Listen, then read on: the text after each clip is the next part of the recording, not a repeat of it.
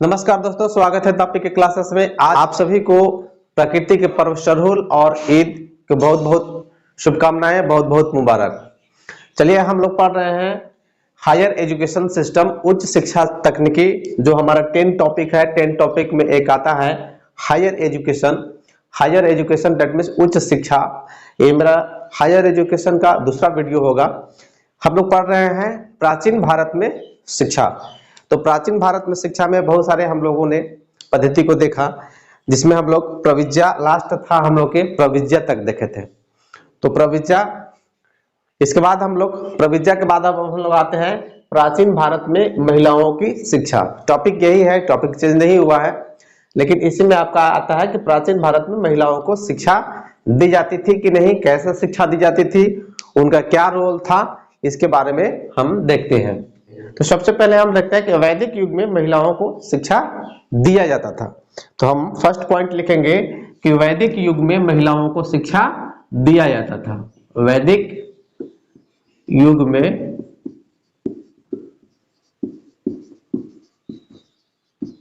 महिलाओं को शिक्षा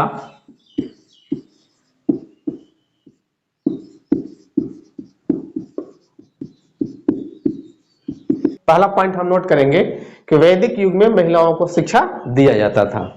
ये आपका हायर एजुकेशन का एक टॉपिक है, जिसमें प्राचीन भारत में महिलाओं को शिक्षा के बारे में देख रहे हैं।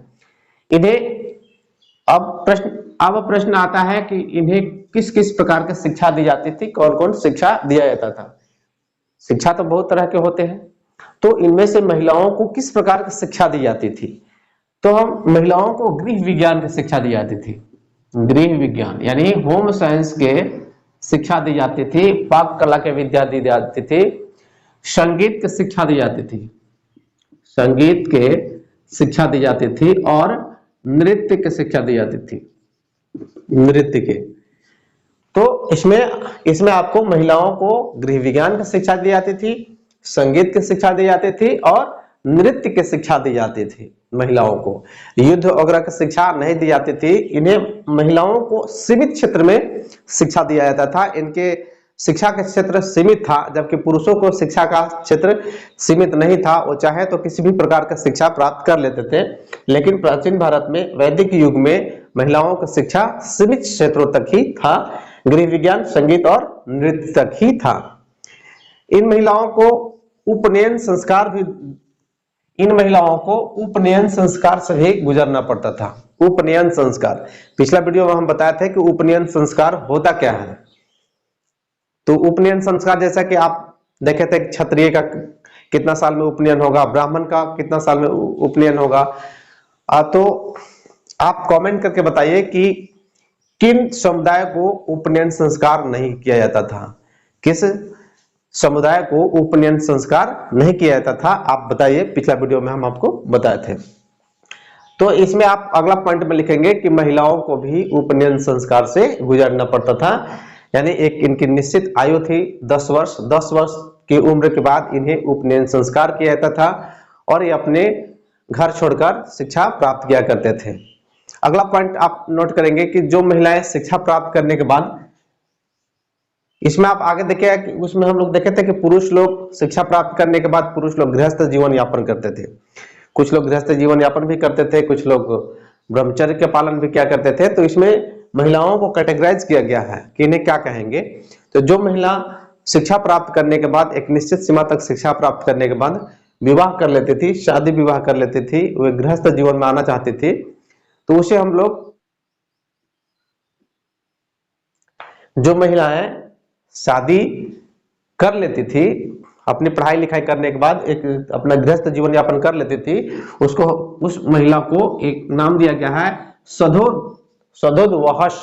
सधोदवहस उस महिला को कहा जाता था वैदिक युग में, जो शिक्षा प्राप्त करने के बाद वह विवाह कर लेती थी। लेकिन जो महिला शादी विवाह नहीं करती थी, गृहस्थ जीवन में नहीं आना चाहती थी, उस महिला को ब्रह्मवादिनी कहा गया है। उस महिला को जो शादी नहीं करती थी, ब्रह्मचर्य का पालन करती थी, उस महिला को ब्रह्मवादिनी कहा गया है। ब्रह्मवादिनी।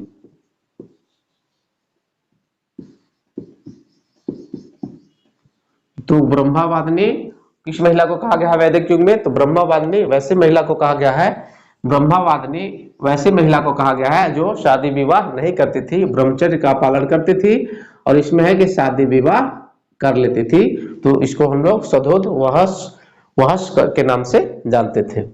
अब अगला पॉइंट आता है कि महिलाओं को वेद और वेदांत भी पढ़ाया जाता था? तो नहीं, महिलाओं को वेद और वेदांत नहीं पढ़ाए जाते थे, लेकिन उन्हें वेद और वेदांत के कुछ पार्ट्स को पढ़ाए जाते थे। कौन कौन के पार्ट्स को पढ़ाए? अब प्रश्न आता है कि कौन कौन से पार्ट्स को पढ़ाए जाएंगे?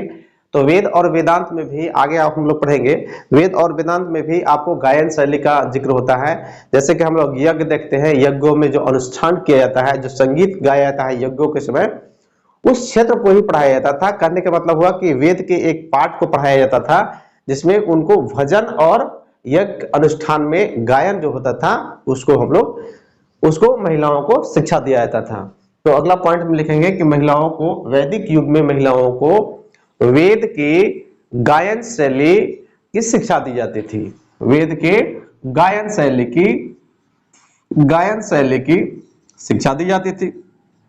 जो यज्ञों में उच्चारण होता है, यज्ञों में जो गाया जाता है, अभी आप बहुत सारे देखेंगे कि भजन वगैरह जो चल रहा है, तो भजन वगैरह जो गायन शैली पर आधारित है, वैसे शिक्षा इन्हें दी जाती थी। इसमें है कि महिला ऋषि भी बना करते थे। महिला जो त्यागी महिलाएं होती थी, जो शादी नहीं किया करती थी, वैसे महिलाओं ऋषि भी बना करते थे। उन ऋषि महिलाओं को ऋषिक कहा गया है। ऋषि महिलाओं को ऋषिक कहा गया है। वैदिक युग में, प्राचीन युग में महिलाओं को, जो महिला ऋषि हुआ करते थे, जो महिला संत हुआ करते थे, जो महिला ब्रह्मवादिनी हुआ करती थी, उस महिला को ऋषिक भी कहा जाता था। उपनिषद काल में, इस युग में, वैदिक युग में दो महिला बहुत शक्तिशाली थी, जिनका नाम बहुत बार पूछा गया है और पूछा जाता है कि दो महिला बहुत ही शक्तिशाली थी। एक महिला आपका मैत्री और गार्गी, दो महिला ऐसी थी, मैत्री और गार्गी,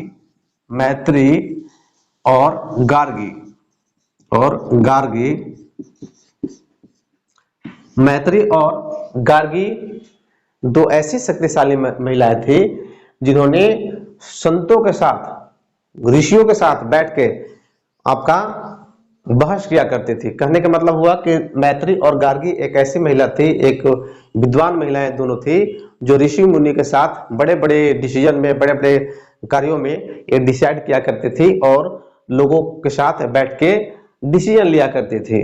तो आपको इनको नाम याद रखना है, मैत्री और गार्गी। आपसे प्रश्न पूछा जाएगा कि वैदिक युग के दो शक्तिशाली महिलाओं के नाम बताएं। वैदिक युग के कौन शक्तिशाली महिलाएं थी? तो मैत्री और गार्गी जो महिलाएं थी, ये दोनों बहस में, दर्शन में, विचार में, डिस्कशन में ऋषि मुनियों के साथ बैठा करती थी और डिस्कशन किया करती थी। ये आपका हो गया प्राचीन भारत में महिलाओं की शिक्षा में स्थिति।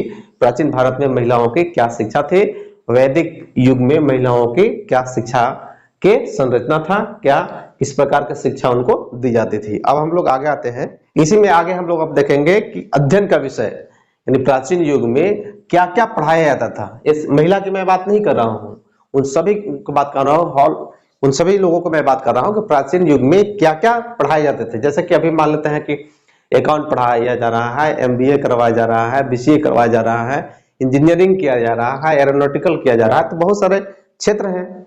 तो क्या उसमें भी इस सब क्षेत्र में पढ़ाई होती थी? क्या उसमें ये सभी क्षेत्र थे? तो आपको बहुत सारा चीज ऐसा है कि अभी टाइम टू टाइम जैसे ही अपडेट हुआ है तो उसका पढ़ाई स्टार्ट हुआ है, लेकिन प्राचीन समय में क्या क्या शिक्षा दिया जाता था उसको भी आपको कंसेप्ट में रखना है कि इन चीजों को शिक्षा दी जाती थी, इन चीजों को पढ़ाया जाता था। तो आप हेडिंग देंगे कि अध्ययन का विषय, अध्ययन का विषय। तो क्या क्या इन्हों पढ़ाया जाता था?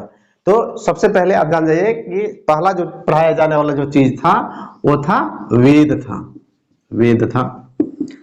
तो वेद कितने होते हैं? तो वेद आपको 4 होते हैं। कौन कौन है? तो ऋग्वेद, यजुर्वेद, सामवेद और अथर्ववेद। ऋग्वेद, यजुर्वेद, सामवेद और अथर्ववेद। ऋग्वेद, यजुर्वेद, सामवेद और अथर्ववेद। आपको वेद का डिस्कशन नहीं करना है। देखिए, वेद यदि हम लोग पढ़ने लाएंगे, वेद से टॉपिक से प्रश्न पूछा जाने लगेगा, तो वेद पढ़ने ही आपको 6 महीना लग जाएगा। तो कम से कम वेद के नाम जान ले, ये हमको जानना जरूरी है कि प्राचीन भारत में वैदिक युग में क्या क्या चीज पढ़ाया जाता था। तो इससे वेद से आपको डीपली क्वेश्चन नहीं पूछे जाएंगे, लेकिन ये जरूर पूछा जाएगा कि क्या क्या चीज पढ़ाया जाता है। तो वेद पढ़ाया जाता था, तो कितने वेद पढ़ाए जाते थे? तो 4 वेद पढ़ाए जाते थे। कौन कौन वेद है? तो ऋग्वेद, यजुर्वेद और सामवेद, अथर्ववेद, इन सभी वेद को। और 6 वेदांत पढ़ाया जाता था। 6 वेदांत पढ़ाया जाता था। तो 6 वेदांत आप लिख सकते हैं। शिक्षा वेदांत है, शिक्षा वेदांत है, शिक्षा वेदांत है। अगला है कल्प वेदांत, कल्प वेदांत है, कल्प वेदांत। व्याकरण वेदांत, व्याकरण वेदांत। ज्योतिष वेदांत, ज्योतिष वेदांत, ज्योतिष वेदांत। इसके अलावा छंद वेदांत, छंद वेदांत। और अगला है, अंतिम है निरुक्त वेदांत, निरुक्त वेदांत, निरुक्त वेदांत। आपको सिर्फ इसका नाम याद रखना है, इसमें क्या क्या है क्या नहीं है। यदि हम इसको डीपली पढ़ने लगे तो बहुत ज्यादा टाइम लग जाएगा, इसलिए सिर्फ इसको आप नाम दिमाग में रखिएगा, क्योंकि इससे डीपली प्रश्न पूछे नहीं जाते हैं। सिर्फ कभी कभी नाम पूछ सकता है कि वेदांत कितने हैं, कौन कौन वेदांत है, ये सब पूछा जा सकता है। तो 4 वेद और 6 वेदांत। इसके अलावा क्या पढ़ाया जाता था? दर्शन पढ़ाए जाते थे, दर्शन पढ़ाए जाते थे। तो दर्शन कितने होते थे? तो दर्शन भी आपका 6 दर्शन ही है, 6 दर्शन, दर्शन भी 6 हो गए। तो 6 दर्शन कौन कौन है आपका? सांख्य दर्शन, शंख दर्शन या सांख्य दर्शन, सांख्य दर्शन या शंख दर्शन। योग दर्शन, योग दर्शन, योग दर्शन। न्याय दर्शन,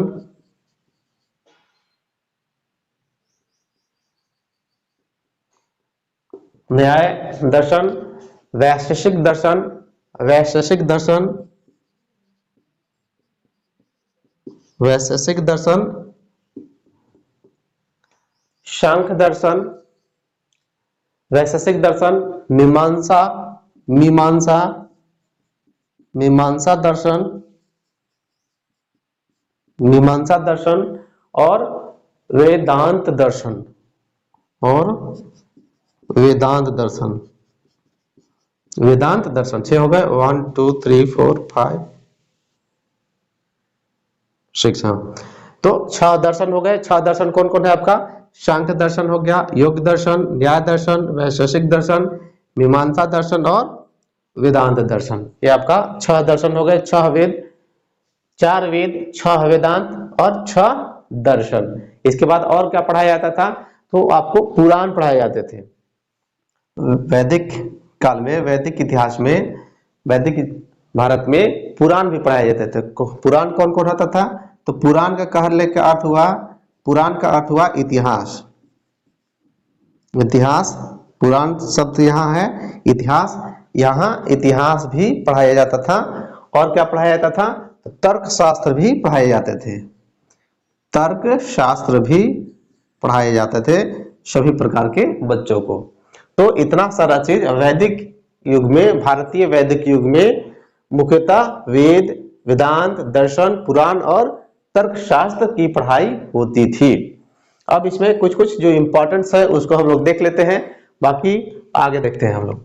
तो जहां तक आप लोगों ने अच्छी तरह से गायत्री मंत्र सुना होगा, ओम भूर्भुवः स्वः, जो गायत्री मंत्र है बहुत ही फेमस मंत्र है और बहुत सारे एग्जाम से पूछे जाते हैं, इसलिए आप इसमें ऐड कीजिएगा। जो गायत्री मंत्र जो लिया गया है वो ऋग्वेद से लिया गया है। जो 4 वेद हैं, 4 वेदों में पहला जो वेद है ऋग्वेद, तो गायत्री मंत्र है आपका ऋग्वेद से लिए गए हैं। VBI क्वेश्चन है, बहुत सारे क्वेश्चन, बहुत सारे एग्जाम्स में एक क्वेश्चन पूछा गया है, इसलिए आपको हम यहाँ लिखवा रहे हैं कि गायत्री मंत्र जो है किस वेद से लिया गया है?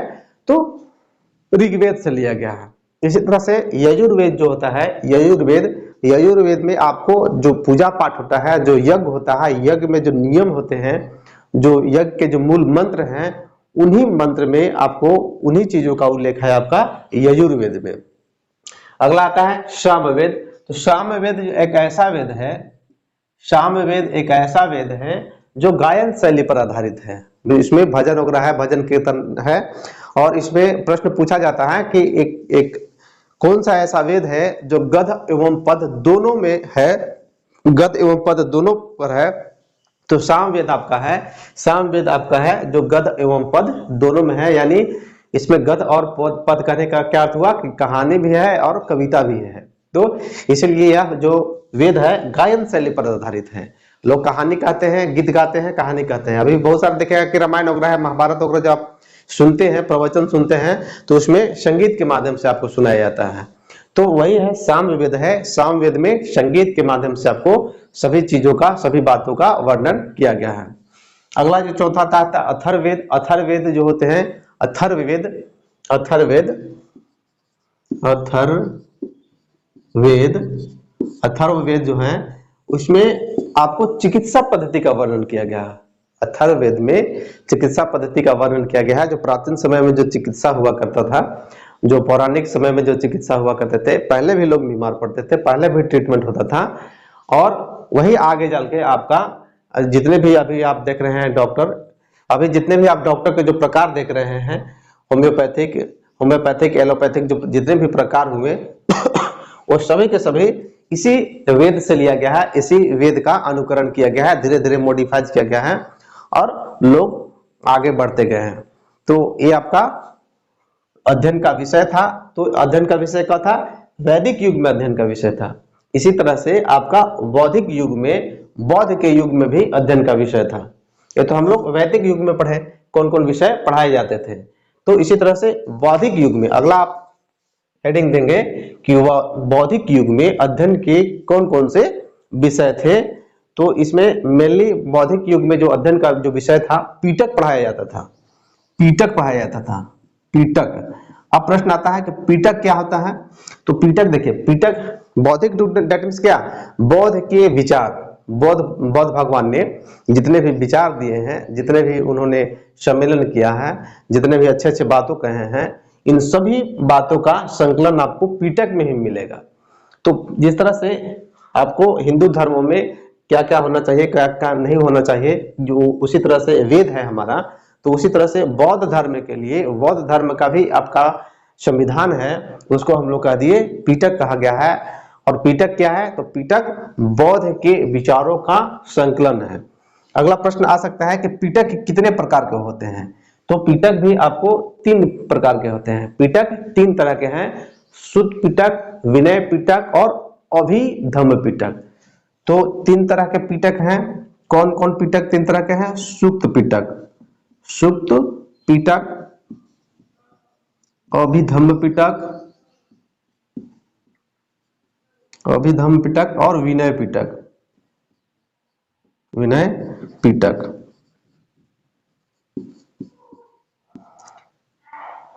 पीटक क्या है? तो पीटक बुद्ध के विचारों का संकलन है। पीटक कितने प्रकार के होते हैं?